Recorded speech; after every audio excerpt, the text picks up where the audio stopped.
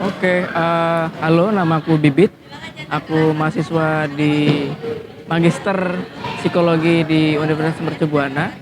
Sehari-hari aku freelance pekerjaannya, kemudian juga sebagai volunteer di Sekolah Gajah Wong. Nah, proses pembuatan ini sebetulnya diinisiasi sama kegemaran ya. Kegemaran saya di terkait hal-hal yang berbau audiovisual gitu. Nah, semulanya memang selama S1 saya lebih banyak beraktivitas untuk kegiatan produksi bentuk-bentuk multimedia seperti film pendek. Kemudian ketika pandemi, biasanya itu merasa apa ya, mengeluarkan keresahan itu sama teman-teman membuat film. Saat pandemi itu terbatas, akhirnya saya belajar fotografi. Waktu itu juga masih garap skripsi ya, dan belum kenal foto voice itu seperti apa. Kemudian setelah lulus sempat ikut sebuah pemutaran film. Kemudian waktu itu lebih dulu terpapar sama video voice. Cuman seiring berjalannya waktu, menurut saya akan lebih bisa konkret atau lebih komprehensif ketika saya bicara terlebih dahulu menggunakan foto gitu. Karena kan video itu adalah kumpulan dari beberapa foto. Nah, dengan saya berproses juga di samping itu di Sekolah Gajah Wong, kemudian saya melihat bahwa dalam keseharian waktu itu anak-anak terlebih dahulu ya, anak-anak yang menurut saya memiliki persoalan terkait regulasi emosi gitu. Tapi ternyata yang jauh lebih penting dari memfasilitasi anak-anak itu juga kan ada para guru gitu. Nah, waktu itu juga belum kelihatan kalau misalkan guru itu punya persoalan regulasi emosi, sampai saya berproses lama di sekolah itu, kemudian melihat bahwa beban-beban guru tuh di sini juga jauh lebih berbeda ya. Selain mereka melakukan aktivitas belajar mengajar di kelas atau memfasilitasi kebutuhan anak di kelas, juga memfasilitasi kebutuhan orang tua. Kemudian juga guru-guru di sini mencari pendanaan secara mandiri. Karena juga sekolah ini tuh bukan sekolah yang sudah resmi gitu, masih legal. Legalitasnya itu perkumpulan gitu, dan ada di tengah-tengah kampung yang dulunya itu profesi masyarakatnya adalah pengemis, pemulung, dan pengamen. Kalau sekarang udah jauh lebih baik gitu. Masih ada yang berprofesi sebagai pemulung tapi tidak begitu banyak gitu, tidak sebanyak waktu itu. Nah, beban guru itu juga akhirnya ternyata setelah berjalannya waktu, yang saya lihat juga banyak guru-guru yang cepat silih berganti gitu. Karena beban kerja yang juga jauh berbeda gitu. Tidak ada satu kepastian yang ditawarkan oleh sekolah gitu. Selain relasi dan juga pengembangan skill. Jadi seringkali sekolah ini dijadikan tempat batu loncatan untuk para guru. Jadi saya tertarik untuk melihat perspektifnya guru dalam melihat relasi-relasi yang ada di sekolah ini. Untuk itu saya dengan latar belakang saya juga punya pemahaman lah di terkait audiovisual juga fotografi. Dari situ saya punya kepercayaan diri untuk menggunakan medium ini. Di awal juga sudah terbesit untuk melakukan pamerannya itu di kampung gitu. Kalau berbicara sekolah ini tidak bisa lepas dari berbicara tentang kampung. Kemudian ada berapa? Nggak, lanjut aja. Nah, berbicara tentang kampung, kemudian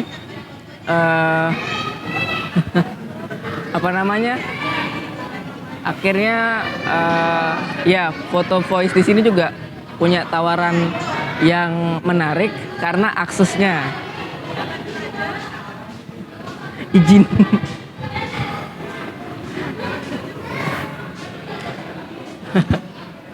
Gitu, oke. Karena juga aksesnya ya, era ini tuh memproduksi foto tidak seperti ketika foto voice ini ada ketika tahun-tahun 98 tuh kan masih sangat mahal ya. prosesnya masih sangat analog. Kalau sekarang sudah penuh digitalisasi dan eh, inklusivitas terkait penggunaan metode ini sudah bisa diakses oleh banyak orang gitu. Jadi untuk itu saya menggunakan alatnya itu adalah kamera ponsel gitu, yang mana setiap orang pasti punya itu dan costnya juga jauh lebih murah. Begitu. Terus diadakanlah workshop untuk membantu teman-teman agar bisa berbicara ya menggunakan medium foto. Kemudian setelah workshop itu sifatnya teknis dan non teknis sebetulnya. Teknisnya itu kan memang bicara tentang segitiga exposure, kemudian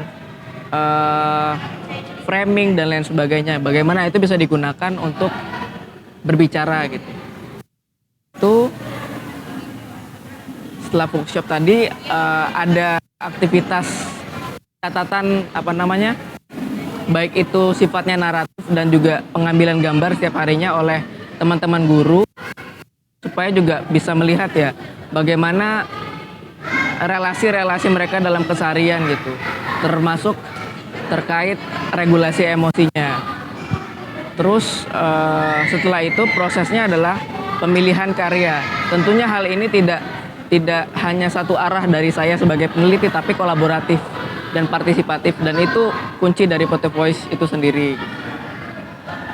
Setelah itu ya saya mencari teman-teman yang bisa mengkurasi foto ini. Itu saya berkolaborasi sama Ripa sebagai kurator dan juga ada Nuril sebagai art handler gitu. Jadi foto ini didisplay tidak hanya sendiri, ada kerjasama yang kolaboratif dari lintas-lintas disiplin ilmu lain gitu. Karena mungkin fotonya itu sudah di-inquiry gitu, sudah ditanyakan ini bagaimana, itu bagaimana, kemudian foto mana yang dipilih yang merepresentasi perasaan tertentu lah. Dan secara teknis ya perlu sentuhan-sentuhan orang yang memang punya track record di situ, punya pengalaman di situ. Kemudian setelah itu kita memilih medium ya bersama-sama dengan keterbatasan pengambilan foto menggunakan kamera itu kan ada keterbatasan sensor ya. Sensor dalam kamera ponsel tuh digital. Kemudian hasil cetaknya ada maksimal gitu. Bagaimana ini foto-foto bisa juga menyuarakan lah, berbicara gitu. Foto ini tidak lepas dari kebutuhan itu berbicara kepada halayak gitu, karena itu peluangnya gitu. Kemudian dipilihlah medium kain sebagai salah satu medium yang digunakan untuk mencetak foto tadi. Kemudian dipilih juga metodenya kolase, dikolasekan foto-foto tersebut gitu. Ya prosesnya juga tidak lepas dari konsultasi kepada pembimbing saya gitu, Bu Rahma dan Bu Kamsih, yang juga secara suportif ya mendukung perealisasian ini gitu. Kemudian akhirnya kami pilih ruang kampus lah untuk lebih dahulu dijadikan tempat untuk foto ini di-display gitu. Harapannya kan tidak hanya memilih ruang kampus karena saya mahasiswa, tapi juga memilih ini sebagai suatu instansi yang mana itu punya peran dalam aktivitas produksi pengetahuan. Harapannya ya langkah-langkah kecil seperti ini bisa membuka lebih banyak mahasiswa menggunakan Foto Voice itu sendiri ataupun mengangkat isu-isu terkait pendidikan alternatif atau masyarakat miskin kota. Kalau menurut saya Bu Kamsi dan Bu Rahmat tuh ya sangat suportif ya, mendukung dan memfasilitasi gitu ketika ada kendala di lapangan nih gitu. Karena kan awalnya mau di ruang yang lebih kecil ya.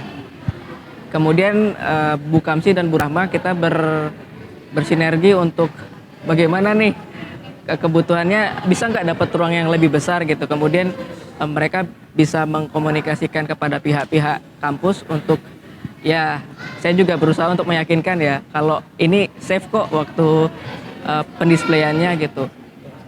Dan apa namanya ya, Bu Rama, Bu Kamsi sampai hari ini kan juga ikut terlibat ya ketika ada aktivitas seperti hari ini. Ada teman-teman di sekolah yang mau melihat pameran, beliau juga hadir turut kepada melihat teman-teman gitu, duduk bersama teman-teman.